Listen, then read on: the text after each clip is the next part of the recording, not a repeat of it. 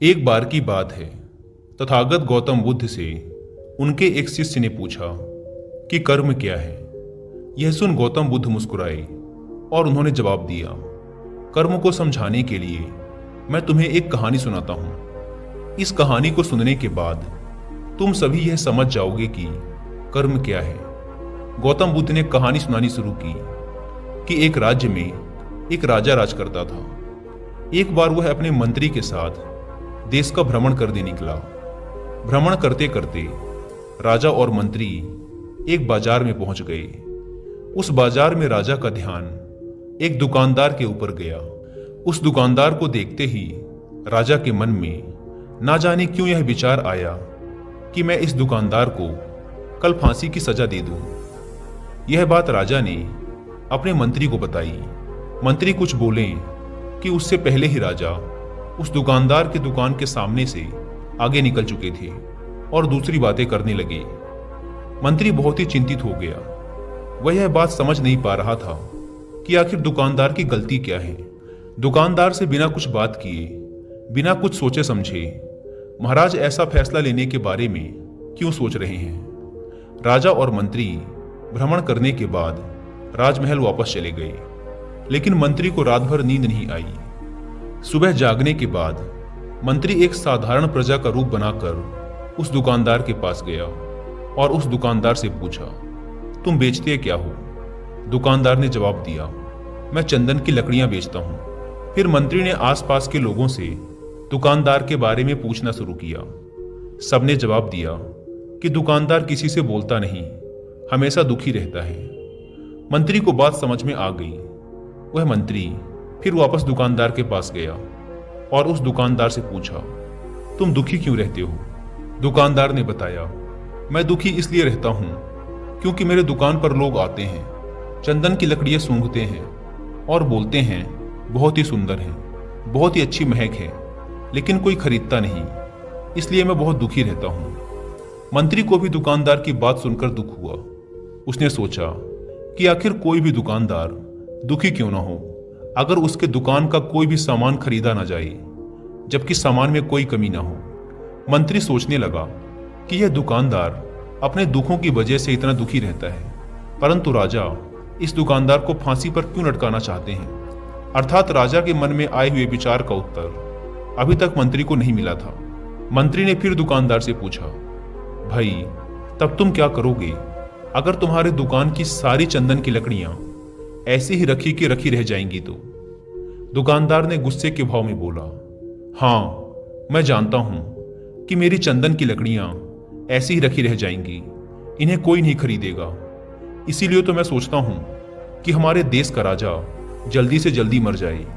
अगर वह जल्दी से मर जाता है तो मैं उस राज दरबार में उस राजा के दाह संस्कार के लिए अपनी चंदन की लकड़ी दे देता, जिससे मुझे कुछ पैसे भी मिल जाते और इस बाजार के अलावा बाकी के लोगों को भी मेरी चंदन की लकड़ियों के बारे में पता चलता। तब फिर शायद कुछ न कुछ लोग मेरी दुकान से चंदन की लकड़ियां खरीदने जरूर आते। मंत्री दुकानदार की बात को सुनकर सब कुछ समझ गया, लेकिन मंत्री बहुत चतुर और समझदार भी था। उसके मन में एक विचार आया। मंत्री ने दुकानदार से चंदन की कुछ लकड़ियां खरीद ली। इस खरीदारी से दुकानदार को कुछ पैसे भी मिल गए और वह थोड़ा खुश भी हो गया। मंत्री चंदन की लकड़ियों को लेकर वापस राज दरबार चला गया।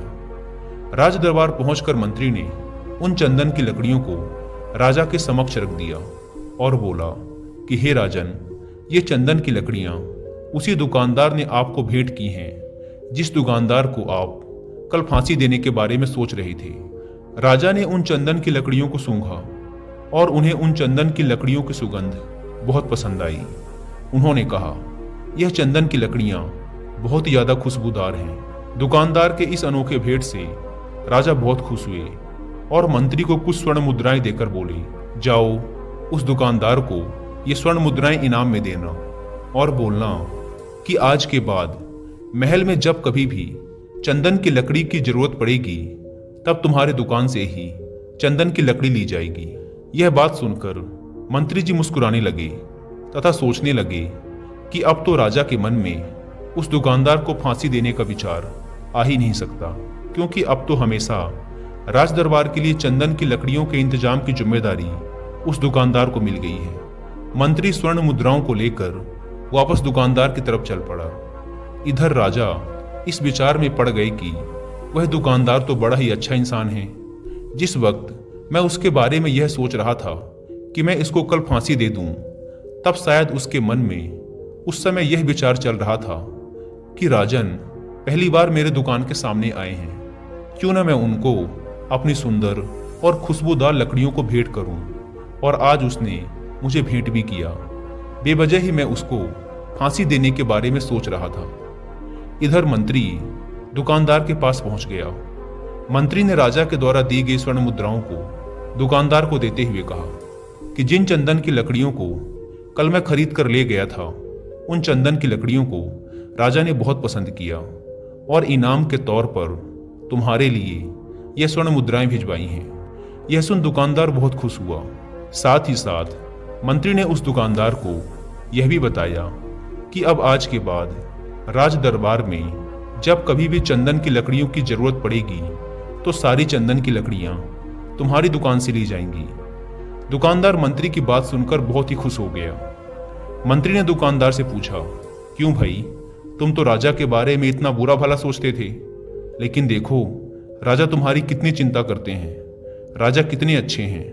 राजा अपनी प्रजा के बारे में कभी भी गलत नहीं सोचते।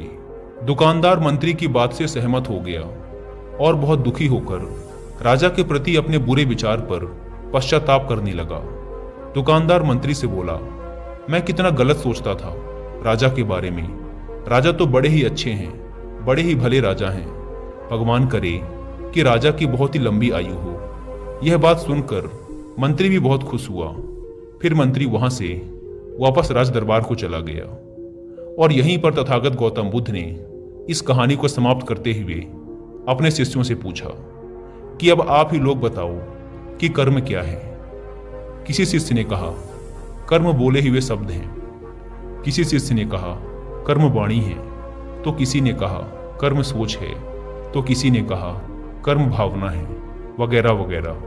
अपने सारे शिष्यों के जवाब सुनने के बाद महात्मा गौतम बुद्ध ने कहा कि इंसान के विचार ही उसके कर्म हैं। हमारे विचार जैसे रहेंगे हम वैसे ही कर्म करेंगे, और उन्हीं विचारों के द्वारा किए हुए कर्म हमारे सुख और दुख के लिए उत्तरदायी होते हैं। अर्थात अगर हमारे विचार ही गलत हैं तो हमारे द्वारा किए हुए कर्म भी गलत ही होंगे और उनका परिणाम भी गलत ही निकलेगा, जिसके परिणाम स्वरूप हम दुखी रहेंगे।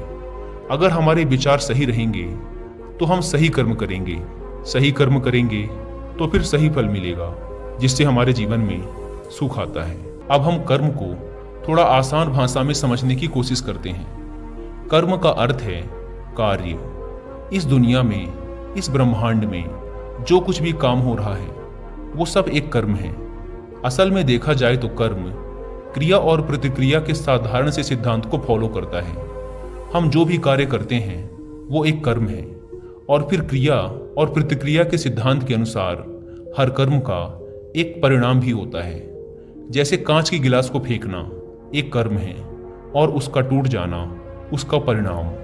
अत्यधिक बारिश होना एक कर्म है और बाढ़ आना उसका परिणाम। असल में परिणाम हमारे हित में होगा या अहित में, ये पूरी तरीके से हमारे द्वारा किए गए कार्य पर निर्भर करता है। ज्यादातर लोग ये सोचते हैं कि ऊपर आसमान में कोई बैठा है जो निर्णय लेता है कि किसके जीवन में सुख देना है और किसके जीवन में दुख, जबकि असल में हमारे कर्म और फिर उनके द्वारा मिलने वाले परिणाम ही हमारे सुख और दुख को निर्धारित करते हैं। इसीलिए हमारी भारतीय परंपरा में ये कहा जाता है कि आप अपने भाग्य के निर्माता स्वयं हैं।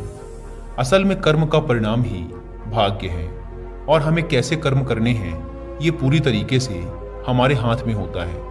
तो जब कोई अच्छा कर्म करता चला जाता है तो उसका भाग्य भी अच्छा होता चला जाता है। जैसे अगर दो बच्चे हैं और उसमें से एक बच्चा बचपन से ही नई चीज़ों को सीखने और जानने का प्रयास करता रहता है, वो हमेशा ही जो भी करता है उसमें अपना सर्वश्रेष्ठ देने की कोशिश करता है। और जो दूसरा बच्चा है वो ना तो किसी नई चीज़ के बारे में सीखने और जानने का प्रयास करता है और ना ही किसी काम को पूरे मन से करता है। तो समय बीतने के साथ वो पहला वाला बच्चा अपने जीवन में काफी सफल इंसान बन जाता है, जबकि दूसरा बच्चा सालों बाद भी अपने जीवन में संघर्ष कर रहा होता है। अब यहाँ पहले बच्चे को देखकर दूसरा बच्चा बड़े ही आसानी से कह देगा कि उसकी तो किस्मत अच्छी थी, लेकिन नहीं, असल में उसके कर्म अच्छे थे, जिसके परिणाम स्वरूप उसकी किस्मत भी अच्छी होती चली गई।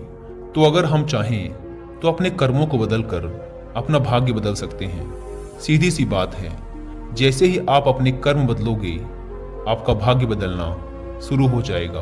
और ये दोनों ही परिस्थिति में सही है, अच्छे के लिए भी और बुरे के लिए भी।